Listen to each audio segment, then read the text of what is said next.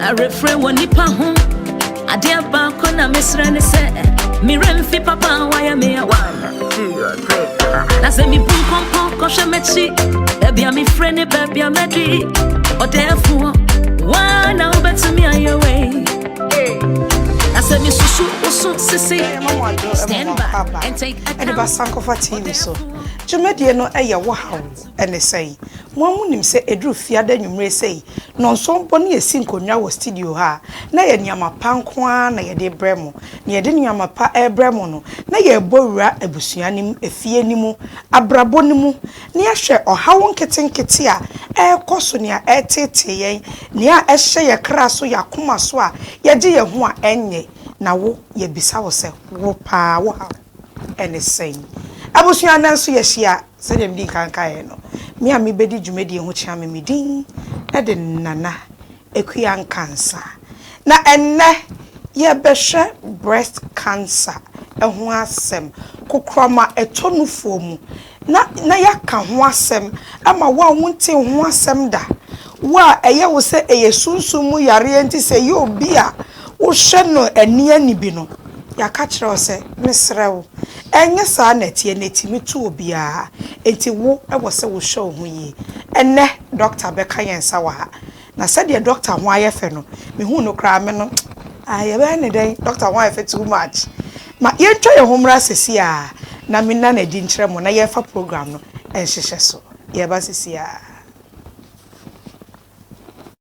Oh yes, Sankofa Media College Refafro. Minia, sa we nisuade huni bi da epeda ye adwuma e wo radio anaso de TV do a. On American for Sankofa Media College amon. Afin so ye wo acheche fa ho aben ankasa. Sankofa Media College 3 courses bi today. Media Law Ethics, Radio and TV Presentation, DJing, Reporting, Broadcast Journalism, Content Creation, Graphic Designing, including Marketing Strategy in Media, Acting, Sound Engineering, Directing, Camera Handling, Video Editing, Recording Techniques, etc. Minia, awu kauna bra Sankofa Media College. Osande se iwie wo 3 months course na. Ebebe TV do abe perform mo biare hu mbodembo. Se eyaza, yeba fa na yenwa ye dwuma e wo Sankofa TV he ya. Impie yi na pebe na aze. Yeba ma certificate after the course. Sa akọ school ni bi wo baby mpo e na epede ebe ye attachment e wo Sankofa Media College a. Awu kauna bra na kwenda homa. Kauna boto here forms ni bi e wo Sankofa TV hen premises he ya. Yen school fees no so da phone boko. Hwehwe Sankofa TV e wo Kaswa Tuba Road, Ajenkwa Junction he ya. Fre 0244-124-789 and also 0549-476793. Sankofa Media College, building your dream for a better future. I was seeing a Simon Wakwaba being Safena would do a fiddy not to her make I was say a yawahow anything. Major is our father for whom. So when you're from one patch of modern, na from Munina for phone. Na kacho mso mu found to Sankofa TV na enne nsema ekoso wa ha no pacho chese ye na ebesua niama bebre efim enne mene Lady Elder Doctor Papa Madam Mrs. Esther Tete oye doctor oye medical consultant o say doctor for nisi o mo adoso obi ko sheda na chi wona say o tie champion no posa a friend who doctor but we dey pacho or a medical doctor. Madam, Yunia. We have a code. Yamiato. And no, why I feel It is Janasi. Yamiase. So they have a car. They have a car and Assun dream. And then who's a little girl and no studio. Hey, Ujinimupa. I was a young guy, timid in a banana so better than I do. Or become breast cancer. Ma, me pacho ene. Yes, October, Breast Cancer Awareness Month. Yeah. At a sana. Me pacho I medical data phone in answer say on my bre and also no more share. Breast Cancer Awareness October year they see her ama eno because bebre na no eya na ndru October ya na ye ni eya paso say ya we bi sa wo nti ye de bosomi ni nyina si honom e de cheche e de kaka nkrofo se na ebe yom betumi abom ho ban because eya se eba for ma na asa peja akosru epio na ma breast cancer na kura no kokram no eye de ade kokram no no to say no ya be ka nipa ho ya be ka ye ho to say ya wi ya because akoya say eduane di mu especially and it is all how you nyina e brain no ye titiri be kan sa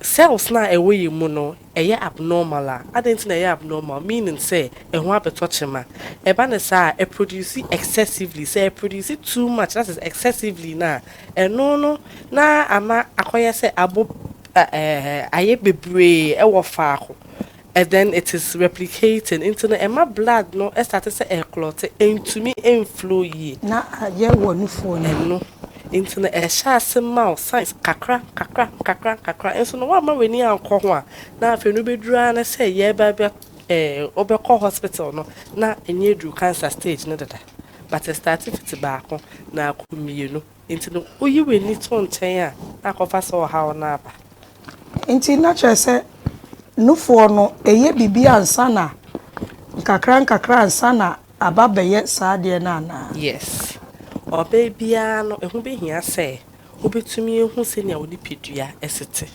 breast cancer so enye mmanko a na ye emema so no omutube nya breast cancer yes but dodo na yes ema na ye de no etumi pie kakra enti no ye na ye wo much risk than a mema no Rebecca say mema no be 10% na e wo honom sa adenti na eba na sa cancer no eyade a e wasa wo oba no hu se ne oni petu yasete sense saye bi ibem ebi wo honom a onofo no skin no ebe ye red ebi wo ho so a obi hu se ehun hane enti no ano no so no ebi wo honom a ebe ye tuntum pa ebe ye se yeden unusual senior etie enti no se wonnim senior onofo no etie a ensesaye eba ho a obede na di adena ede saade ne ba oh say breast cancer no say since na leukemia blood cancer no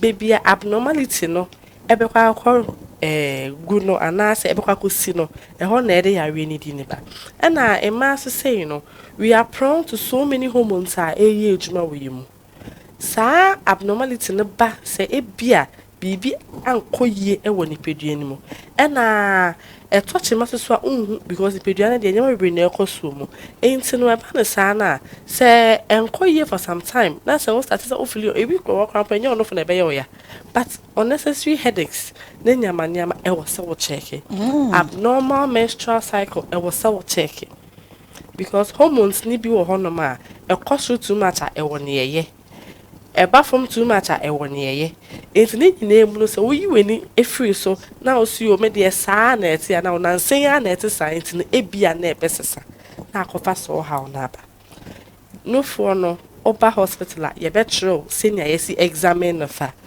ye be examine no wankasa wo fie a oda ho no mo de won sato wuti kona woda eyasa e wo senior obesi examine na se bibi ni ha obehu you don't have to wait say obehu say nsuo bi epiefru anase moja bi efri baby anase ebi ana no fono ho ana no and you don't need to feel pains cramp and sound obehu say ebi a e wo se wo ko check say anase ye tro senior wo se wo se check na ache bia no almost every week bia no oba e wo so to me examine ho apart from the obeda hwaye no ujina ho so ujina o mirror ni ma you should assess yourself. I was someone who say it na na high say especially all the time your office they be na ye bra ain't no oba feel say oh any acha wo mu no enu nti na but say wo ya so because for the sake of safety nti no ehun hia say wo share bra no kra wo share ne ho be han wo okay ain't no say ba na say emu ya wo ya ase ho anu akakra ehun keka too much there are signs na do ko nhwe se se de wu kenya na kire se wo hye bra bi a emianfo no too much a etimi de sa de ne ba na ebetumi how because one emia no for no at a point in time no ebia na blood flow bi entumi enya kwan And then this is something you continue to do. A bedroom baby, you have the small masses, kakra, because you don't force it. Say, be honoma. Na ayapo kakra ne wo baby. Ye free baby benign mass no. Enkoye cancerous, but I not so be how. Oh, okay. Well, and no, and you're cancerous. You can benign, it's not harmful, but a be how. Your cancer is not harmful because it's not like cancerous cells. But when a wahonum, a beer rabbit will be an attribute kind of. As a buy as a fibro diet for me. Into be who I say, after the bedroom baby, no, now no for no side, you know. I say, what say, must be a waho. Your cancer massa, a be a poby, a dow. Into the and no, how can say the first thing is that you should know yourself. Okay. You should know breast no seniority. Obia or there ethic saying and I kept was who say maybe they saying that at the honoma say we were honoma. They because people who try to know for phones large as you wait and yammy because unim said they are no for that. Unim ne ho into no and no na ya de here kese. Unya hu and no na afi no the next step no so who the BB and now detective BB unusual quickly no you can go to the hospital. Na doc wo hwe ye mai ye nim se kokro me ye to no fo mu eyade a eye hu pa obetimi tena ase no akase me no fu aye mre dodo etia wo se me koye surgery na me no fu no eye shape every shape obetimi ka se ma me pa cho surgery no and also etimi dey sa we ne ba na you me that say asema we be say and also so ye asema ehia pa because eya na me hu ne say low esteem and e ba ne sa because seniority bia no I think you should best appreciate it because obeka say enya hwe obesa oh yes there are experts out buy biopsy nyama bebre ama but at the end of the day even before you go older it will still come back to the way it is. There is nothing of that sort are permanent. It's never permanent. It is never permanent. It's just like we are when you cancer na no for besaye. Oh yes. And it will certainly give you a defect somewhere. Okay. It will certainly. There's nothing like free. And I say, oh, so safe, no side effect. It will meet you somewhere. Now, dog, won't she? Where the same way, dear. I did so was some.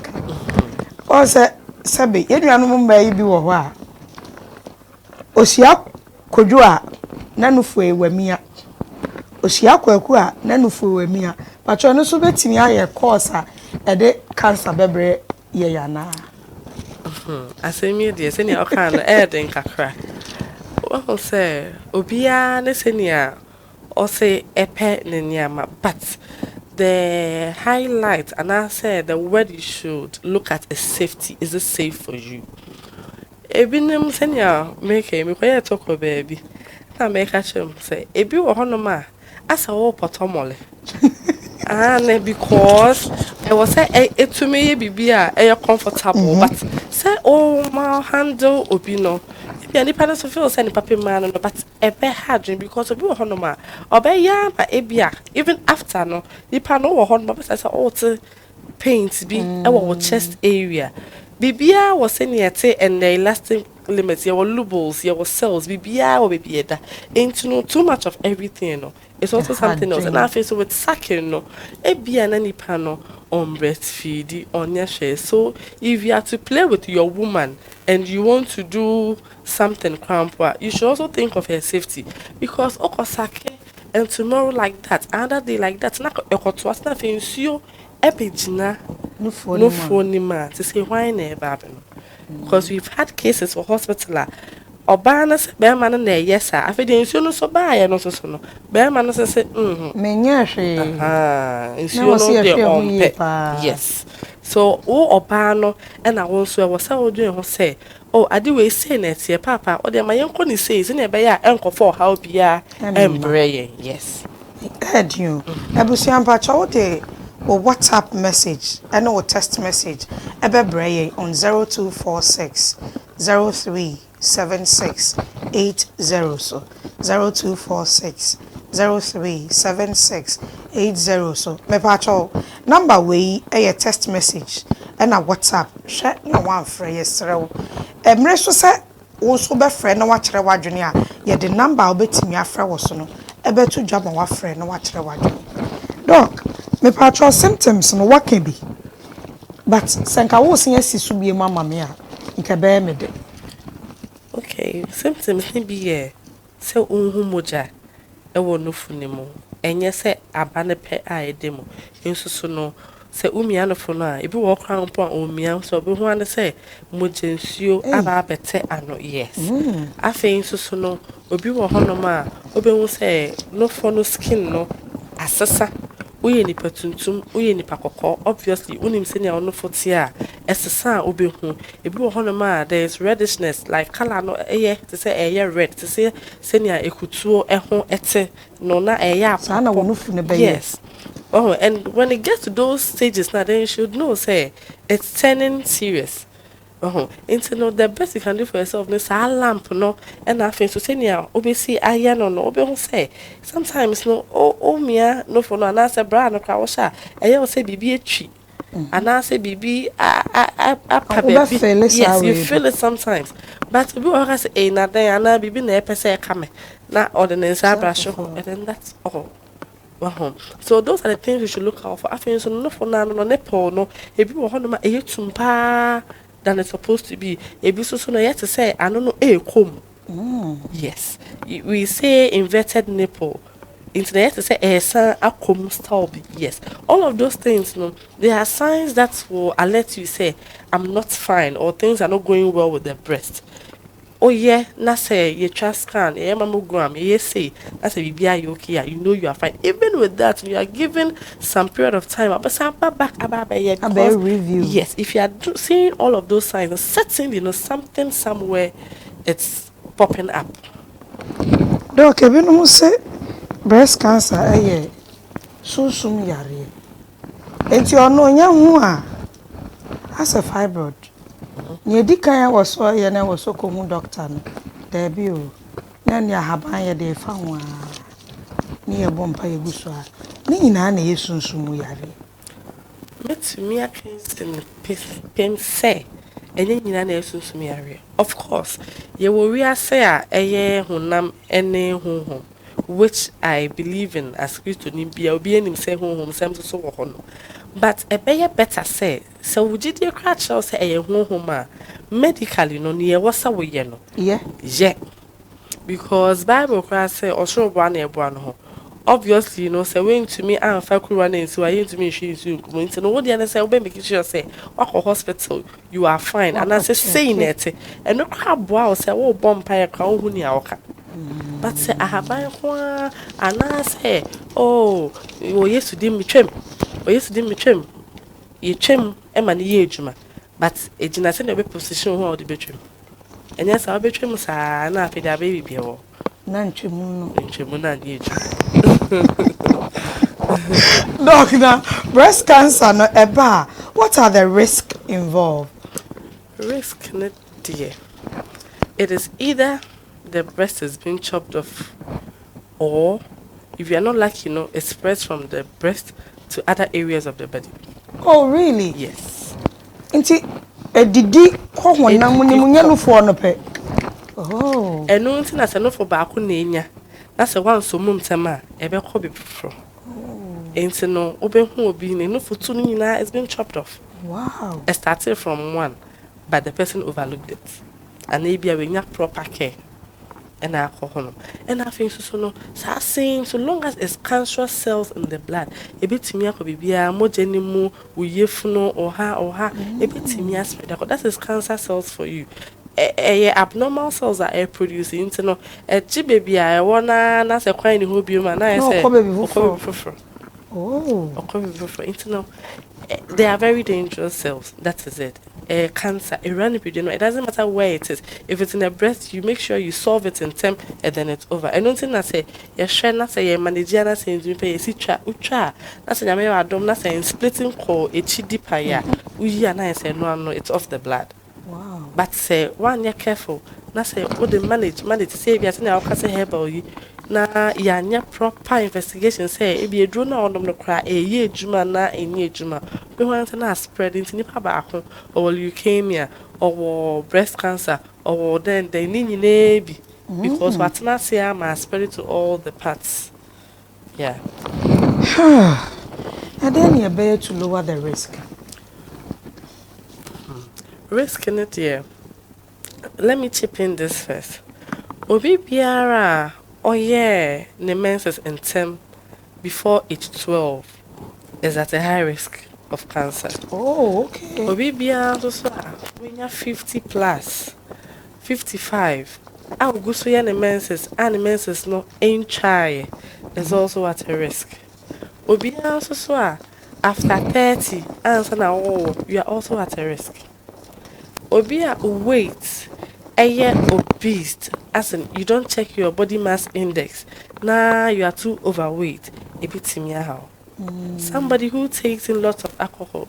Well said these are the things a prone it makes you open to those things, and especially if you have one person in the family when you be that grandpa or family or your bar especially, and you fall within this categories now may just say ABI or start in term and I say you are at a higher risk of getting it. A very high risk of getting it. Doc, me patrol be say mendikayam and kanasemia ebehano. I say, good evening, doctor. Please, I'm Mavis. My problem is, anytime my menses is getting due, I always feel pain in my breast. I've been to the hospital, but they said there is nothing wrong with it.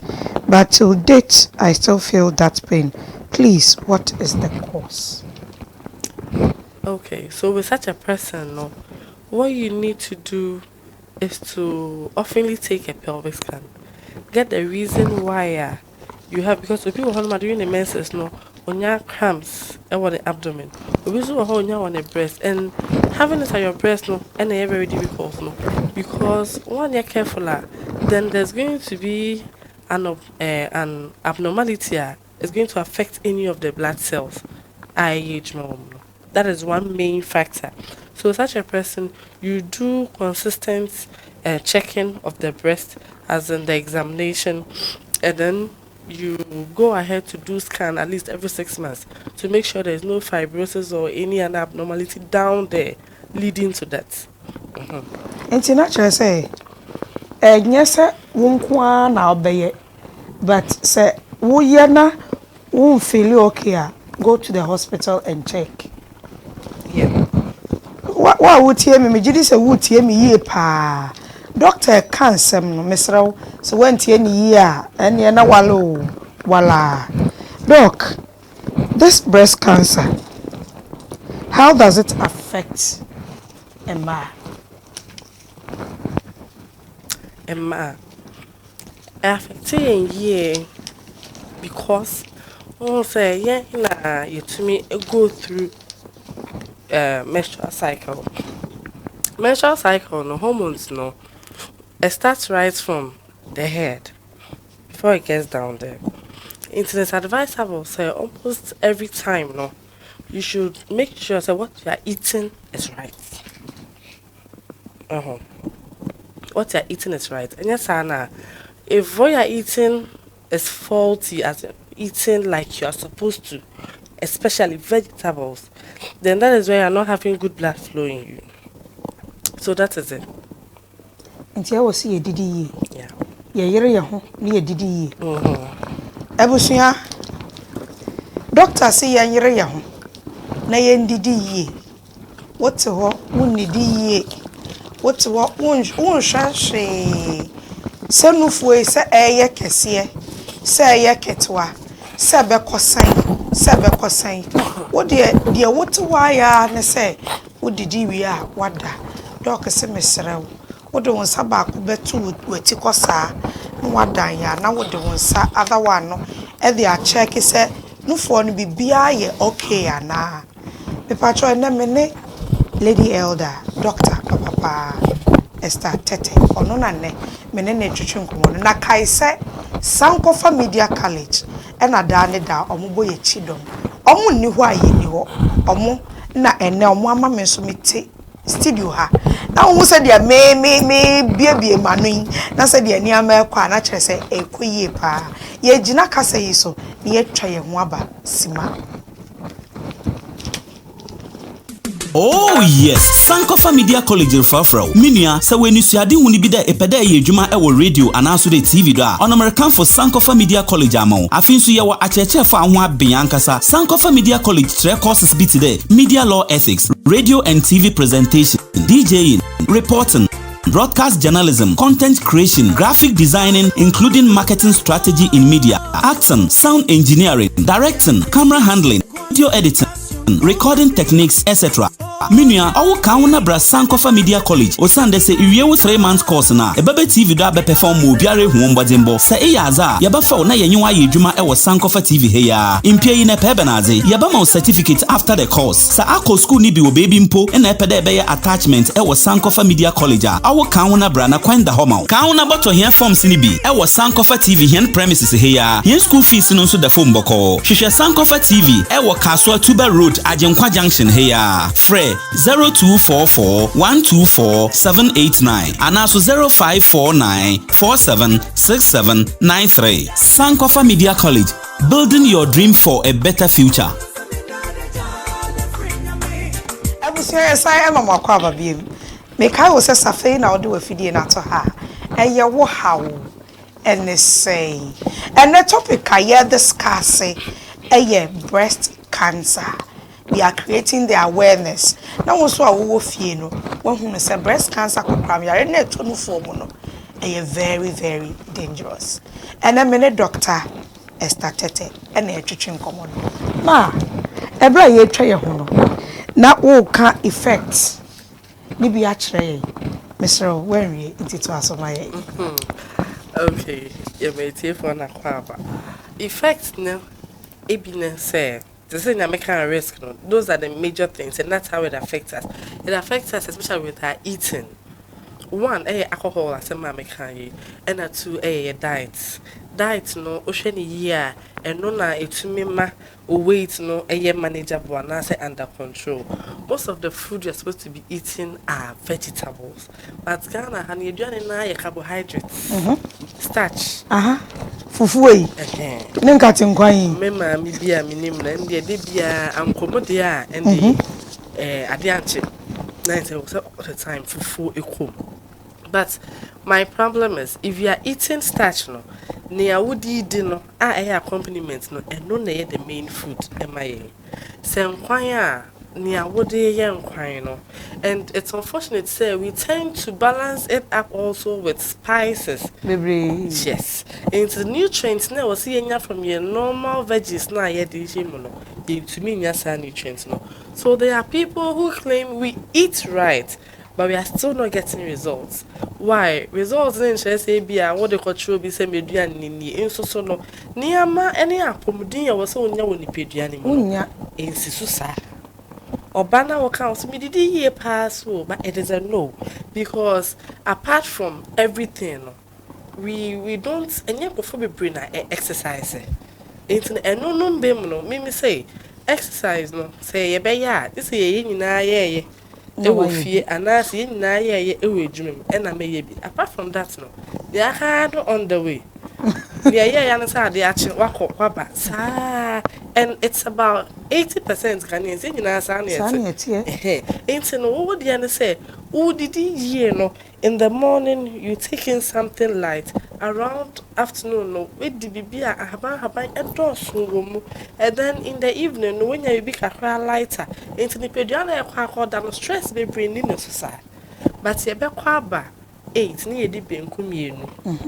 Ene froya kakre bi ana se nchinam kakre bi ni meko ne yada adding ne yada. So those are the things. It's yare keten nya ho kwan a afin so no na jinsem doc minimo bi a breast cancer onye bi a ye twa no nufu ye twa ye no sabe we lose in marriage. There are crofo bebraya ne nanfofo a omu nyina afine nchen Sana etimi banana. Yes, one said most people don't have medical ideas about certain things. But cancer any bibia obinia was so free no. Because stigmatization a kukra po say arena kasa. Obinya bi. People around the person and they bit to me a channel cry. I'm our party. Because if you are banana this is it. Trust me, all come back to you. Because catch whenever somebody is living in fear, no, it means say nipa no already know like what onwa brain no wants that like we give it up. Tina de ni dinner so. So even if the stage now yedi ho no enye very serious cramp no because of no losing hope no so a bit no more.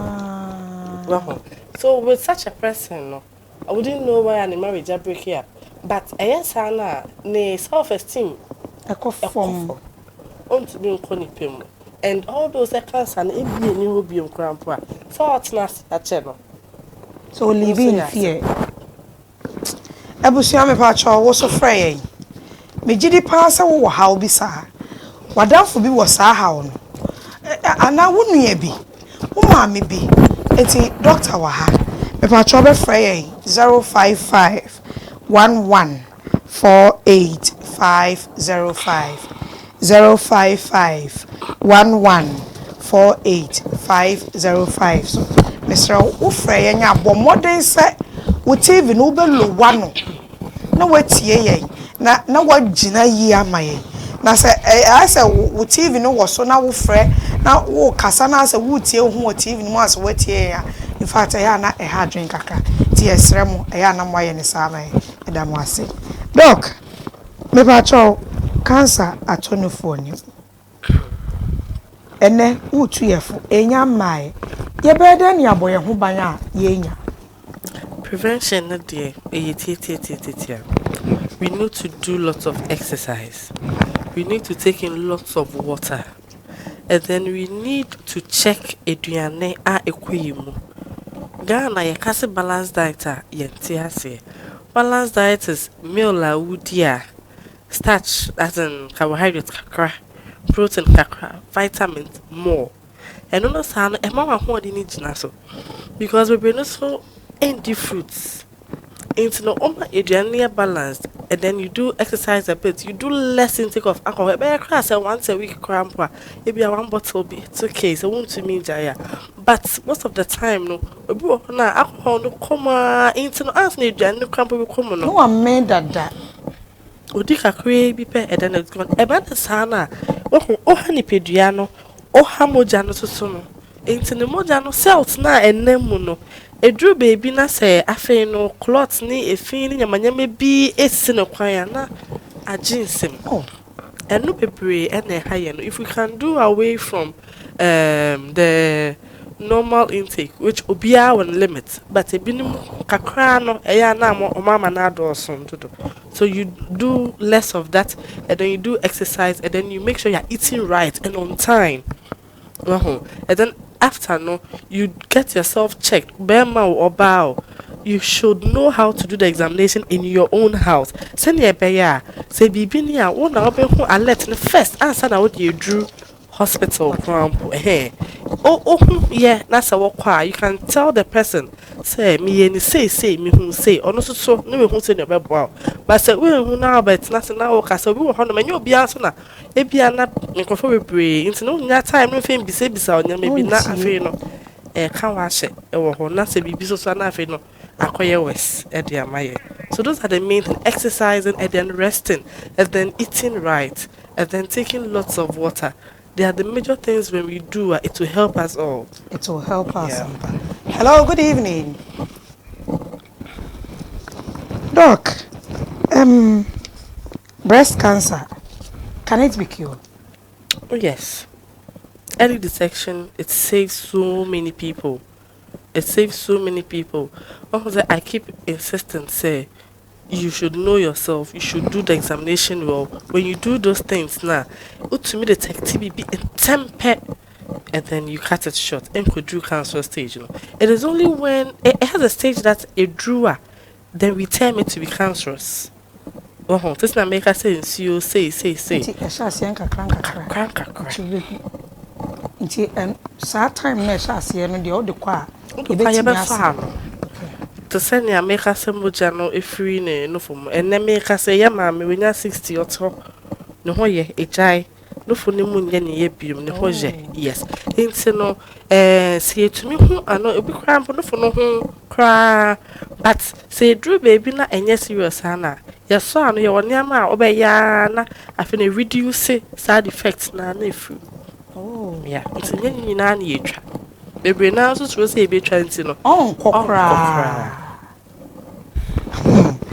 doc na breast cancer won say yare bi ti say malaria ye timi nya no say wo sense you kra ti nya malaria but breast cancer ne ase wo mu a na betom ti ehun hia se ye bohu dawura na ehun hia papa di entia ehun hia especially in mind. What do you so ma'am? Hello, good evening. Good evening. Acho, good evening.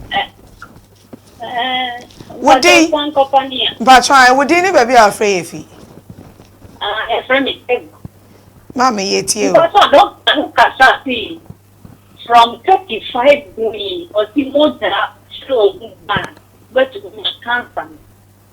You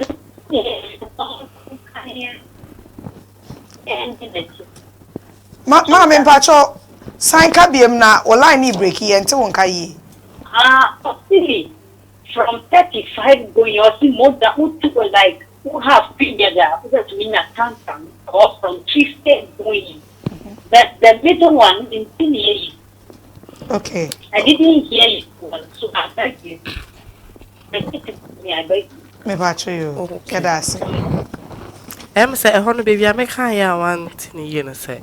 Obi wa honoma even at age 50 55 oguso ye ne menses that is late menopause no menopause no acha 45 50 thereabout no we say moja no easy which is normal but obi wa honoma between 50 air corner sa 55 air still oguso ye ne menses such a person no you are also at a very high risk because it means say hormones ni bi ejuma abnormally. Okay. Wow. And I think so be honoma 8:30 wapa ho onwoye ebia na worry and now for certain reasons but such a person so you are at a risk because even with this breast cancer thing say onwoye so for a long time wa go cramp na say ebia obeni na usu ni and then all that there's nothing really going on there into hormones no ni ejuma ya na say e kwatro na aba from just to aid ovulation and then menstruation go through.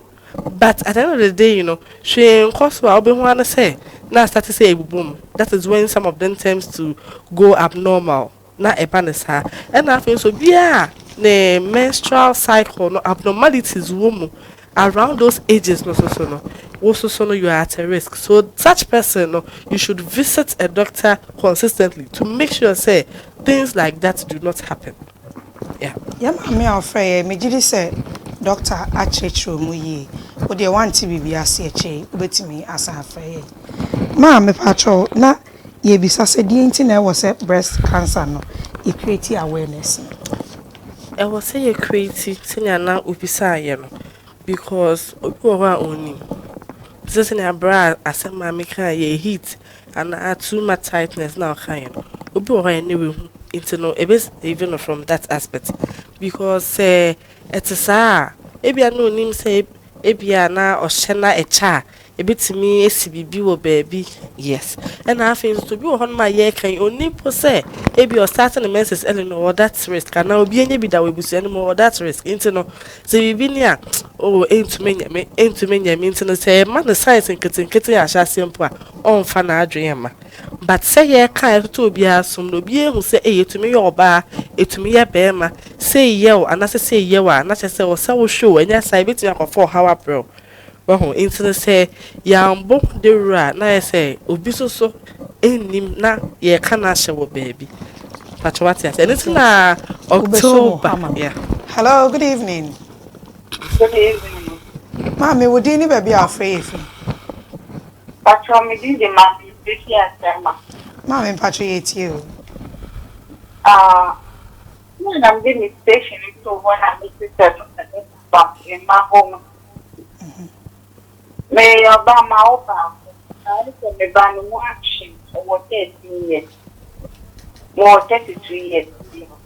But when you baby, not and to look hospital, could you stand at that on the state, major Chico, which is politics. But to know, say, like, with cause that, I was trying to do extra.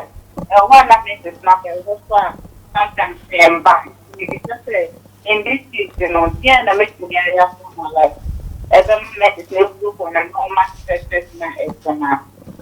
Mommy, yeah, that's it. Doctor, where you are? Okay.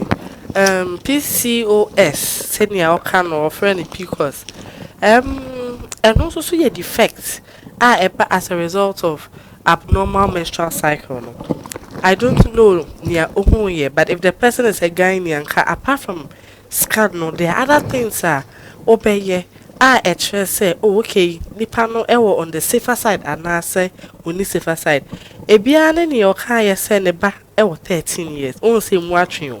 It's because of that, no. Once a hormones, no. If you just see a busy so a very busy person, and maybe or stressing the home. A banner sana ain't nafa or somehow. Into the way send ya starts, no. Say, yan she, ni yan sum, ni into me and boana, every baby I want and cassa ember. A better baby menses no so no no cram baby emba no so no meaning say BB air so there's an abnormality. So, hello, good evening. Good evening. Pacho, would you never be afraid if he? Patrol me 3 people person. Would he?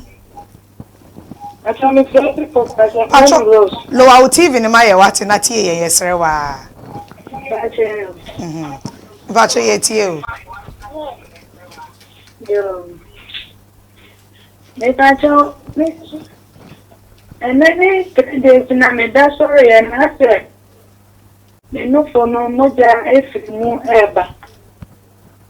And he said, my brother, who's a new year program, and I'm the besides the doctor said, oh, better the poor hospital, I'll call for the warm back.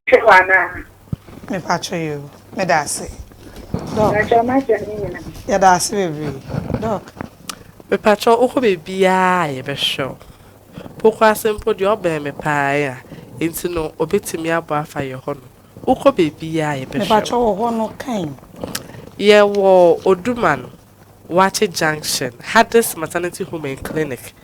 Ye everything na oko baby ye scan o mammogram o den yo oba ye be show because ade here we hu moja enne echna ebia embebrium but say the civil say unhu biom ni ntino hwe ni ho no.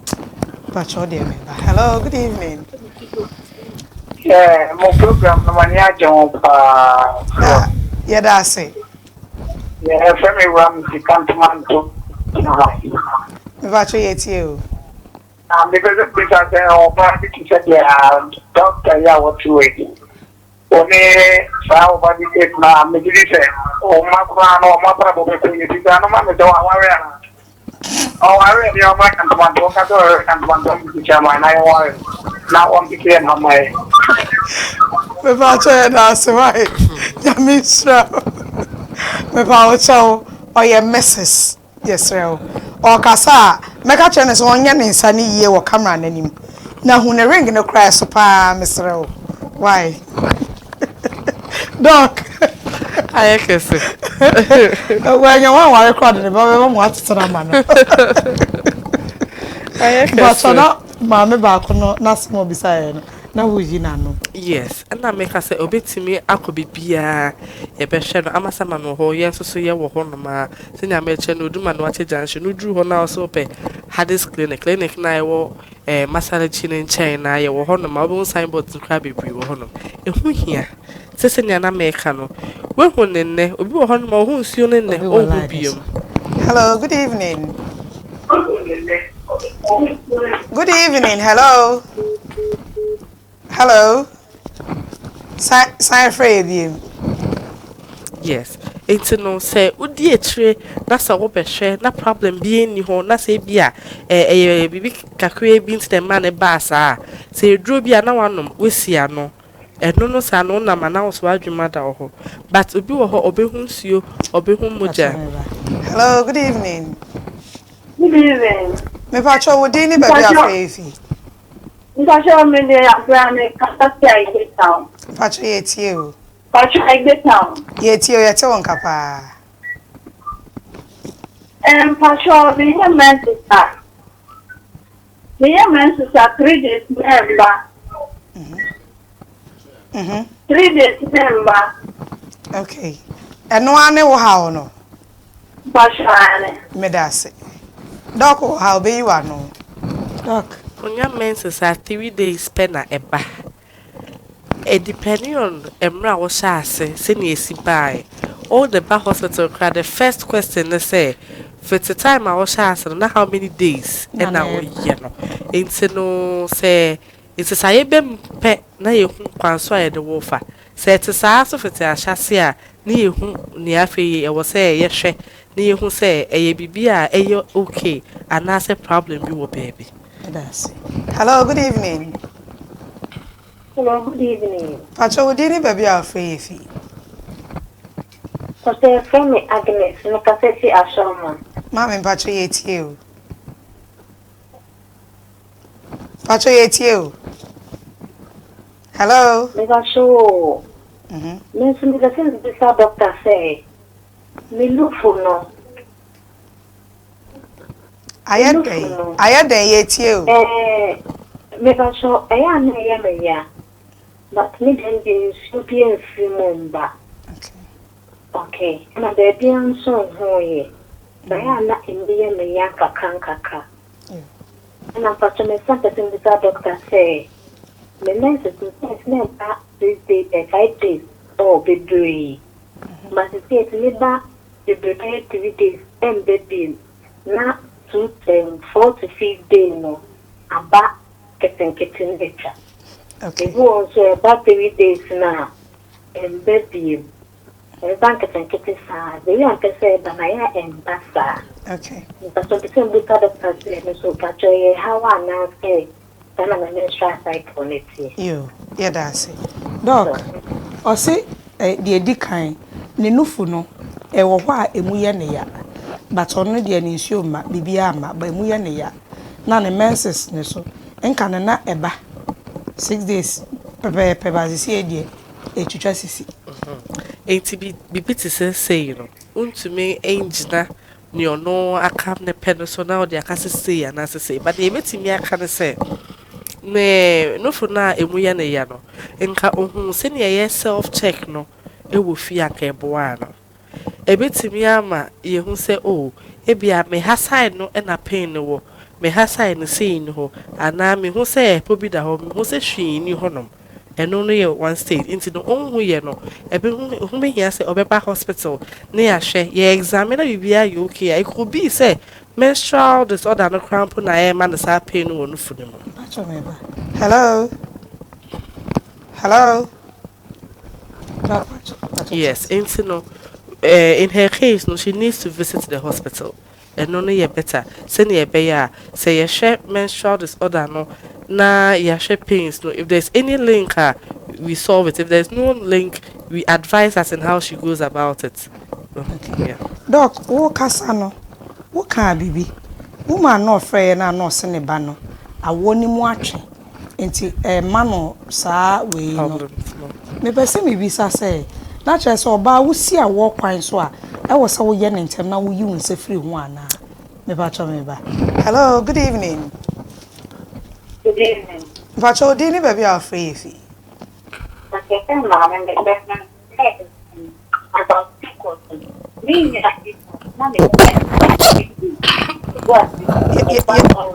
Mama me pa cho to boss na kasa yie ma ye na ase line ni mu break kakra. Okay. Aha. I'm gonna miss that for people. Aha. Okay. Doctor said, me now, people, some now, people, me to me now, people. Not the most, and that's the like okay, normal. That is the way to come to the but then, let's talk for bed this month and then you message from the protect on what to take off. Next time to be a maximum. Person ever anything there. Second night, ever Saturday, normal now. But then this month, ever possibility. And if you that all this society is talking about. Okay. I'm ready to and then what does it? What is the people in their process of man say? Internet and not about Yo, Edasi. PCOS no senior orca no a polycystic ovarian syndrome. Ovary no na eggs produce a mature na rupture and then menstruation, ovulation all takes place. And say a no fault or home quantity, there is no way the menstrual cycle will be normal. Or call ye na detecting and whoever is attending to her, it was a treaty side effect no. With that defect no, you'll be surprised say your sugar level will even start dangling. Go up, down, and other factors too. Into so general PCOS no supernos you me treaty PCOS. Up and down say no. Nature, sometimes 3 months. We have cases that if you are a now 1 year. Oba obeka okoye no oboka ye drama no e 3 months no afedi am ba 1 year. Am ba 6 months na some baby. Enti no ni aye treat no anania o treat no. That is one thing about ye. Obi wo hono ma area or ye PA or ye say. Obia is limited. If it's not your field, Oba refer to alcohol near obiti handle and then the person handles it. But akoye say the papa ko person ye ejuma baby. Ye ntimi nye nsa ma ni dok wanyi me masem na me kai na no in fact ene ye nso me say woman no frɛ ye no se ne ba no wa wona ntemu atwe no wo kasa so kai se wo a na ma ntemu no twe na wo wadwene se obesan wakola na chi na so ma ntemu no twe bebre a eno so timedio sa how no yes a bit me so how na because we are talking about the same thing, which is the hormonal imbalance. What say just like a womb no honoma you huni fibroid baba. It's the same thing. If you are there and then you have that motive and yet you're not doing anything about it with a warning channel, you have to do regular checkups. That is if you have the mind say obesan will be human. Actually, like once a year or twice a year, you have to observe, say, are you okay? And I have people who come in just to do that. But some person say, my dear no, me moja because those things no, a idea enter one cry. To say, no free, you might be brave, cost within just 1 month. You might be brave, like I said from the onset, no, even just menstruation, routine, hypothalamus. If you want na hormone to security kakran enti no won say focus back na say bia attention no we be adwuma na bibi fefro so na wan hwe wo health kakra pe adekete kwata akofo ha bro because no for only say no say cloth back and say mass back bem if you can be there for 2-3 years you be fine but that's I say we need baba also na akofo ha Jesus. Doc, I am picking a last caller, not 2 years. Hello, good evening. Hello, good evening, ma. Mammy and Pacho would any baby are free. Pacho me friend me de flowing. So my friend data, Pampata me do say. Just a little number to Jacaka na me to me afraid. You wouldn't how doctor the number. I bet you now I Cushiano, our hospital, and who be here upon the number in the mouth. Why? That's it. Doc, yes, dear. Pacho 2 years. If it's no, a titia, a comma may come in na. Say why your bar and answer why you need because a man so calm. Mama, you do any dear in here. I feel so exercise in here. You do any dear no, I have no, and you're more saying ya can because ye would say, ye penampa. ɛyɛ paa nso so no ɛyɛ na ewie no ɛmboa me kasa na minim ni America no yɛma ahaban no endorse wo yedua ne dem nti be hu sɛ sɛ bibipo ɛna bɛtɔ kyema wɔ ni pedua ne ma yɛni so so nkoso sa ma wo ni pedua ho hia exercise, lots of water, eating well, and then making sure say you don't get overweight is important. And I think so you should know yourself and your breast cancer pay. But only who years if you touch my one saho or nine one baby will be one and tempt never say baby near near swan on temamo.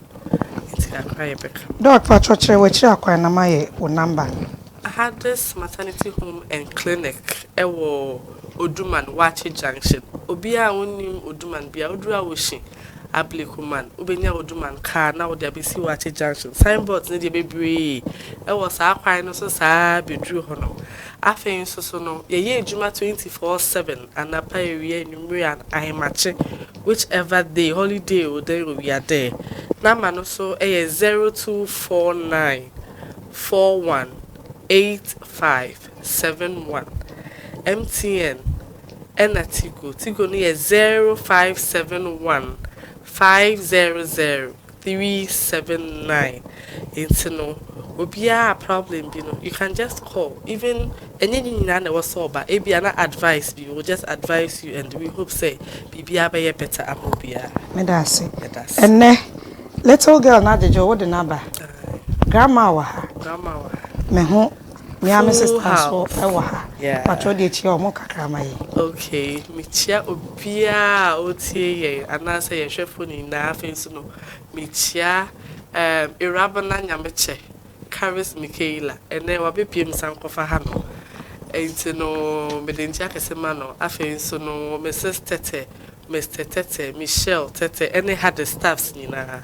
Because nyame show obia for the support all this while.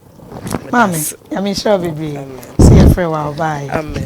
Abusia, and Comono, I yet and come away the Akani, the best fridge. A bit freezing.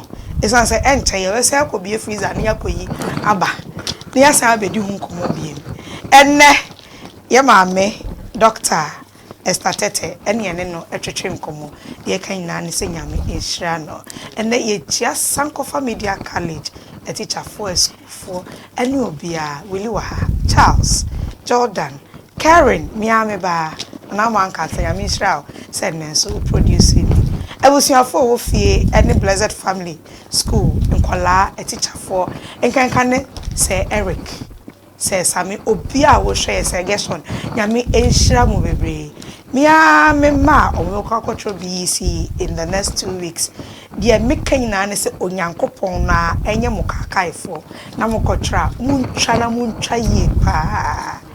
Eh, Agnadish Kron Kron. Kwakudum doba, I want kwaku, the doba miana miti. Miana miti, midino ye nana. Ekian cancer. Edino mesa will be on nana.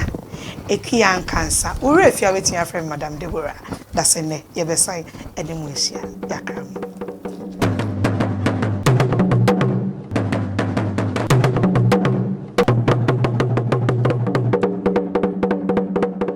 Shima Motus, Machimwedi.